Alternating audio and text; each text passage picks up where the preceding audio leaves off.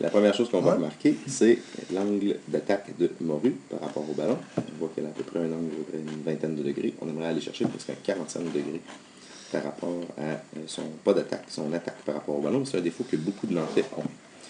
Au moment où elle s'avance vers le ballon, alors on voit que la course se fait. Hop, on voit qu'il y a une rotation du bassin, mais on voit aussi qu'on a comme un double saut sur le même pied. Donc c'est presque un triple saut. Comme ça, au lieu d'avoir un pas croisé. Par contre, au moment où elle lance son mouvement, on voit que les hanches sont bien tournées, les épaules sont aussi bien tournées. Par contre, on recule du haut du corps. C'est ça. Et au moment où on a notre frappe ici comme ça, si on vient chercher main, coude, épaule, autre épaule, et on n'est pas nécessairement à ce qu'on aimerait avoir, c'est-à-dire une belle ligne horizontale. Le fait que le ballon soit un peu haut, c'est sûr que ça n'aide pas à ce niveau-là. Si on regarde maintenant au niveau de épaules, hanches, pieds, on voit qu'on a quand même une bonne ligne droite ici. Donc on a le corps dans cet axe-là est bien droit, ce qui est nettement un avantage. Puis si on va voir au niveau de la position du pied, on voit aussi que son pied avant est orienté vers l'avant, ce qui est une bonne chose, plutôt que d'avoir un pied orienté à 45 degrés ou à 90 degrés, qui amène souvent les joueurs à sauter au moment où ils vont terminer leur mouvement. On poursuit. Donc on va revenir voir maintenant au niveau du mouvement du bras. Et on voit que la main, à quel point la main, elle est basse ici. La main ici, elle est très très très basse.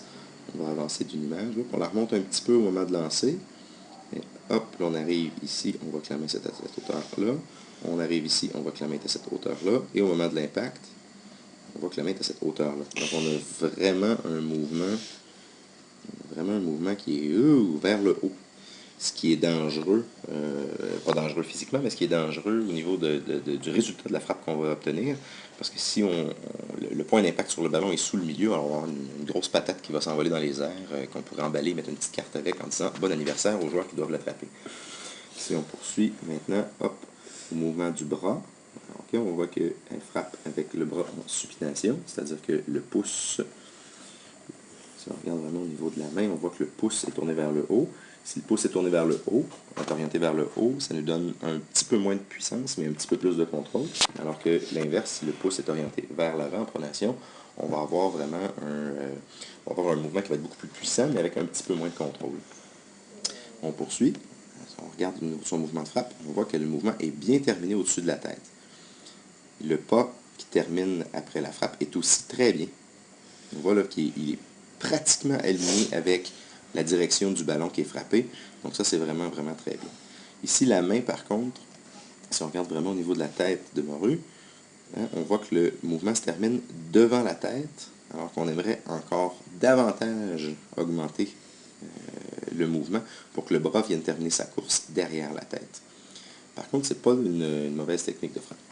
Voilà.